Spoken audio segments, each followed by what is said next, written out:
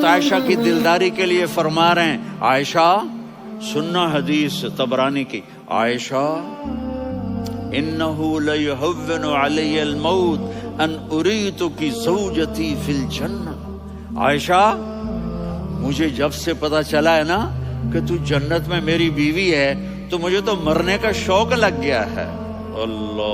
اللہ کی قسم ہمیں سکھانے کے لیے تھا، جس نے اللہ کو دیکھ لیا ہو اسے عورت کی کیا خواہش رہ جاتی ہے۔ یہ ہمیں سکھانے کے لیے تھا کہ سب سے زیادہ عزت بیوی اپنے خامند کو دے، خامند اپنی بیوی کو دے۔ ہن لباس لکم وانتم لباس لہن، تمہاری بیوی تمہارا لباس ہے، اور اللہ بیوی سے کہتا تیرا خامند تیرا لباس۔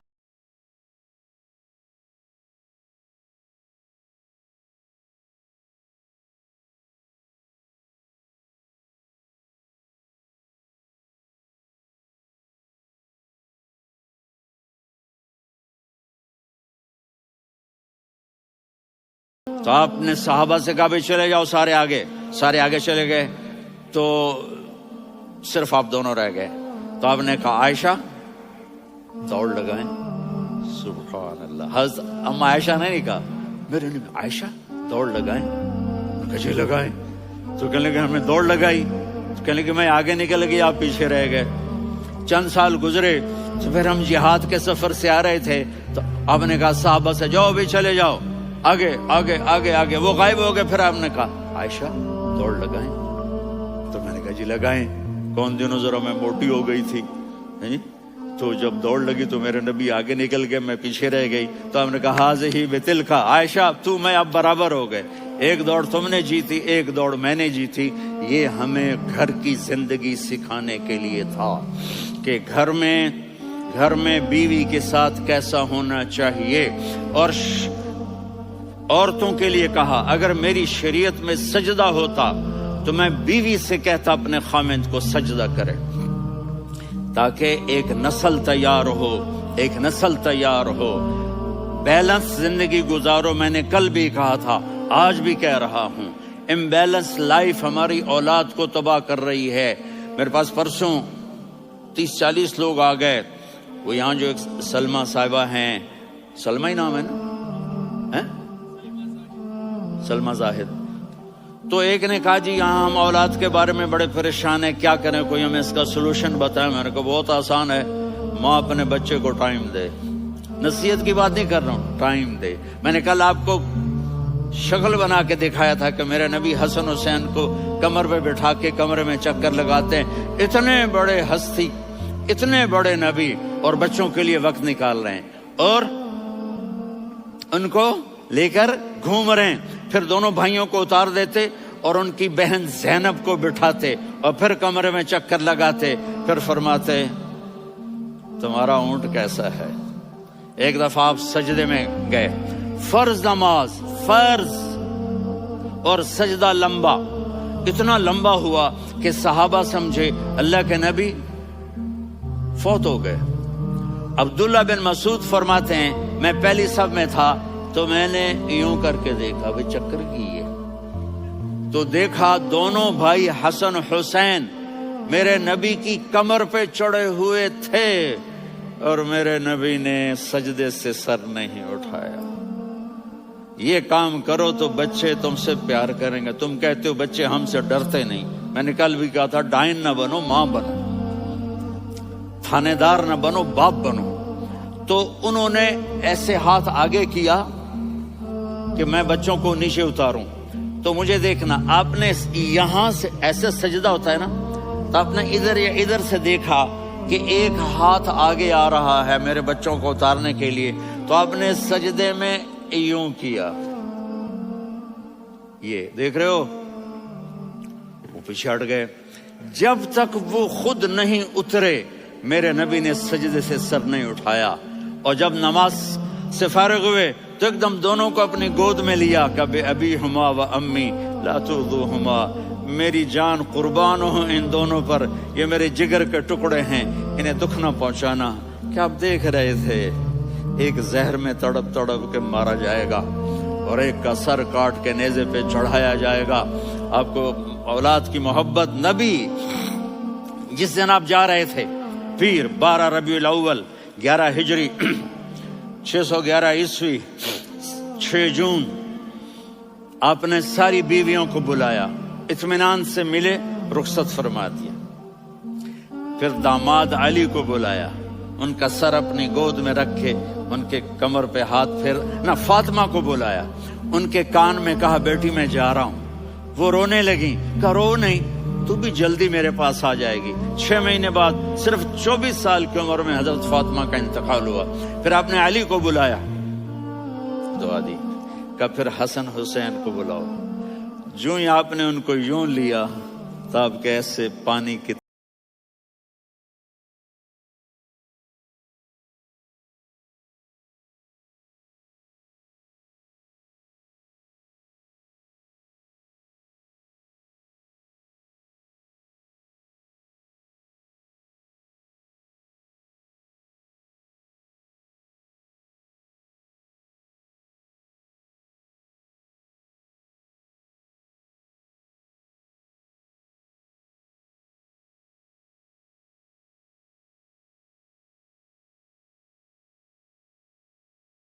آپ نے کہا وعلیکم السلام. کہا یا رسول اللہ, آپ پہلی ہستی ہیں جنہیں میں سلام کر رہا ہوں. میں نے نبیوں کی جانیں نکالی, نیکوں کی, کسی کو سلام نہیں کیا. آپ پہلے ہیں جنہیں میں سلام کر رہا ہوں. یا رسول اللہ, آپ پہلے ہیں جنہیں آپ کے رب نے کہا کہ میرے نبی سے پوچھ کے اندر جانا, بغیر پوچھے نہ جانا. آپ پہلی ہستی ہیں میرے رب نے کہا آنا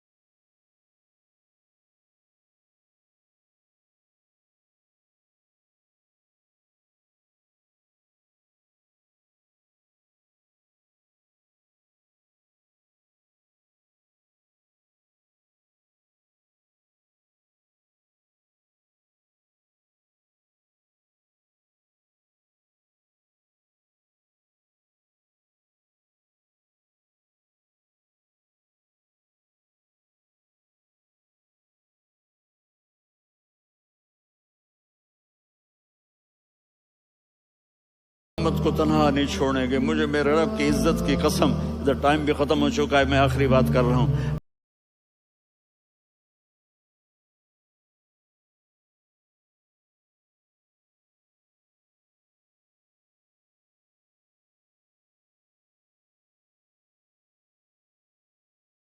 کبھی یوں ہوتے ہیں, کبھی یوں ہوتے ہیں. کرو حضرت عائشہ کے گھر کی باری. کبھی ایسے ہوتے ہیں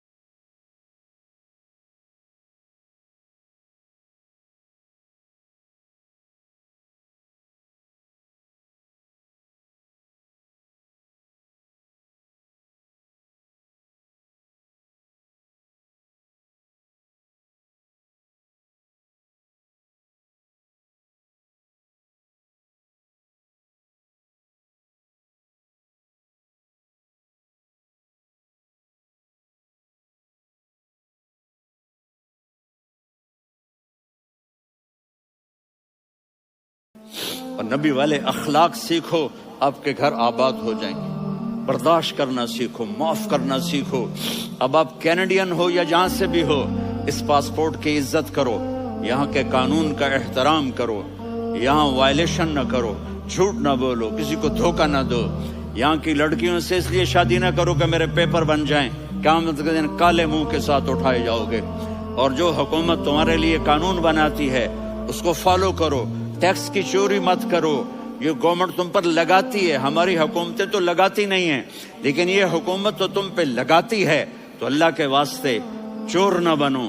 ٹیکس کی چوری بہت بڑی چوری ہے کہ سب آپ کے کاموں کے لیے استعمال ہوتا ہے، تو یہاں کے قانون کو اوروں سے زیادہ اچھی طرح فالو کرو۔ دوسرا، یہاں غیر مسلم رہتے ہیں، سب کو عزت دو، سب کو عزت دو، ان کی خوشی میں ان کو مبارک دو۔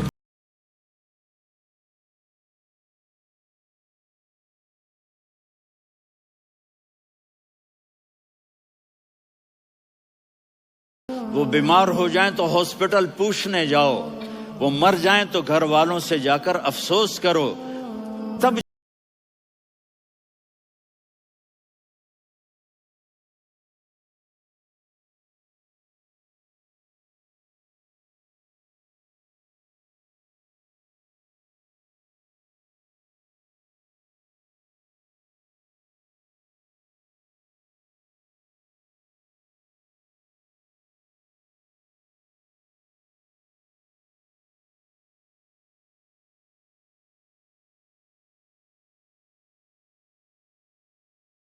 کینیڈین پاسپورٹ ہے تو اب پاکستان میں جائیدادیں نہ بناؤ، یہاں اپنا سب کچھ خرچ کرو، وہاں کاروبار نہ کرو، یہاں کاروبار کرو، ادھر زکوٰۃ نہ دو، ادھر زکوٰۃ دو۔